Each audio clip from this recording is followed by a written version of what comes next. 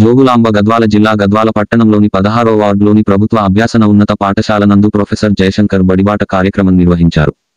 తెలంగాణ కాంగ్రెస్ ప్రభుత్వం సీఎం రేవంత్ రెడ్డి ఆదేశానుసారం ఏర్పాటు చేసిన ప్రొఫెసర్ జయశంకర్ బడిబాట కార్యక్రమంలో భాగంగా విద్యా దినోత్సవం ప్రోగ్రాంలో ZP chairperson Congress party Gadwal నియోజకవర్గ ఇన్ఛార్జి సరిత మరియు మున్సిపల్ చైర్మన్ బిఎస్ కేశవ్ ముఖ్య అతిథులుగా పాల్గొన్నారు. ముందుగా సరస్వతి జయశంకర్ చిత్రపటానికి పూలమాలలు వేసి పూజలు నిర్వహించి ప్రారంభించారు. అనంతరం ZP chairperson Saritamma, municipal chairman BS Keshav మాట్లాడుతూ మీ పిల్లలను ప్రభుత్వ పాఠశాలలో చేర్పించి మీ పిల్లల భవిష్యత్తుకు బంగారు బాటలు వేసుకోవాలని సరితమ్మ పిలుపునిచ్చారు. ఈ కార్యక్రమంలో కౌన్సిలర్లు అనిత శ్రీనివాస్ రెడ్డి, డిటిడిసి అనిత నర్సింహులు, మహేష్ టి శ్రీనివాసులు, మహమ్మద్ అన్నిసాక్, కాంగ్రెస్ పార్టీ సీనియర్ నాయకులు మాజీ కౌన్సిలర్లు ఎల్లప్ప, తుమ్మల నర్సింహులు, నాగశంకర్, భాస్కర్ యాదవ్, బంగి సుదర్శన్, గోవింద్, కొత్త గణేష్, జమ్మిచేడు రామమోహన్ యాదవ్, ఎస్పీ దేవరాజు, శాషరాము యాదవ్, పరుష పాఠశాల హెడ్ మాస్టర్ వెంకట నర్సయ్య తదితరులు ఉన్నారు.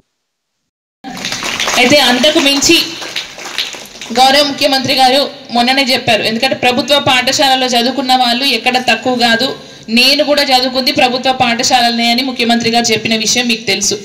అందులో కొన్ని సందర్భాలలో నాకు ఇంగ్లీష్ రాదని చాలా మంది ట్రోల్ చేస్తున్నారు. ముఖ్యమంత్రి గారికి ఇంగ్లీష్ పర్ఫెక్ట్గా రాదని ట్రోల్ చేస్తున్నారు. ఎందుకంటే అప్పుడున్న ప్రభుత్వ పాఠశాలల్లో అంత మంచి ఇంగ్లీష్ నేర్పించే వాళ్ళు కానివ్వండి, అంత ఫెసిలిటీస్ అప్పుడు లేవు. కానీ మీకు ఇప్పుడు ఆ పరిస్థితి లేదు. మీకు గవర్నమెంట్ స్కూళ్ళల్లో చదివినా చాలా పర్ఫెక్ట్గా ఫ్లూయెంట్ ఇంగ్లీష్ మాట్లాడే అవకాశం మీకు కల్పిస్తున్నారు మీ ఉపాధ్యాయులు, అవునా కదా?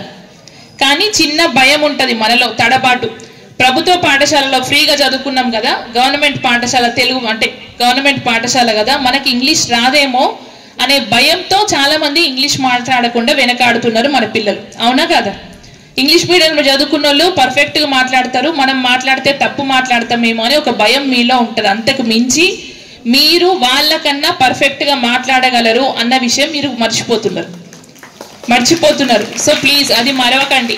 మీరు ఎవ్వరు కూడా పుట్టినప్పటి నుంచి అన్నిట్లో పర్ఫెక్ట్గా పుట్టరు.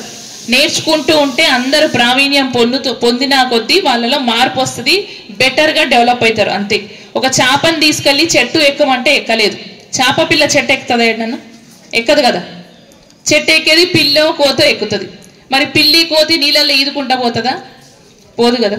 ఎవరికి ఎందులో పర్ఫెక్షన్ ఉంటుందో ఆ పర్ఫెక్షన్ వాళ్ళకే ఉంటుంది. సో ప్లీజ్ టీచర్స్ని కూడా నేను కోరుకునే రిక్వెస్ట్ ఏంటంటే, డల్ స్టూడెంట్స్ అని లేకపోతే టాలెంటెడ్ స్టూడెంట్స్ అని సపరేట్ చేయకుండా ఎవరికి దేని మీద ఇంట్రెస్ట్ ఉందో, ఏ ప్రావీణ్యం ఉందో దాంట్లో ముందుకు మీరు కూడా ఎంకరేజ్ చేస్తే బాగుంటుంది. మా పిల్లలు కూడా ఆ విధంగా ముందుకెళ్తే వాళ్ళు కూడా ఫ్యూచర్లో సెటిల్ కావడానికి చాలా మంచి అవకాశాలు ఉంటాయని నా ఉద్దేశం.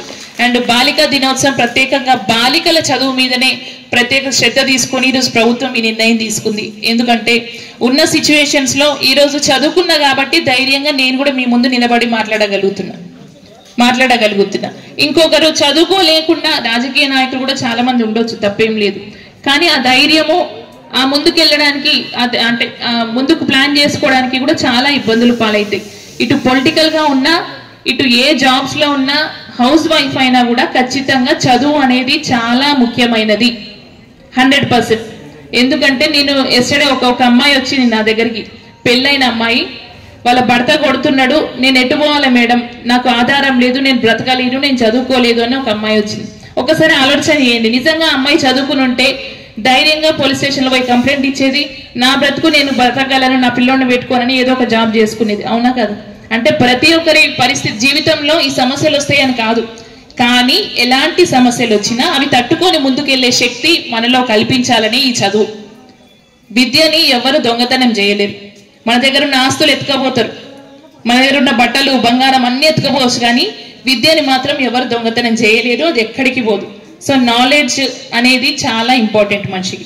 మీరు మీ టీచర్స్ చెప్పినట్టు బాగా చదువుకోండి. ప్రభుత్వం కూడా 100% మీకు అన్ని విధాలుగా సహకరిస్తుంది. ఈసారి మొదటిసారిగా ఎక్కడ లేని విధంగా యూనిఫామ్స్తో పాటు కొత్త పుస్తకాలు, టెక్స్ట్ బుక్స్, నేను నోట్ బుక్స్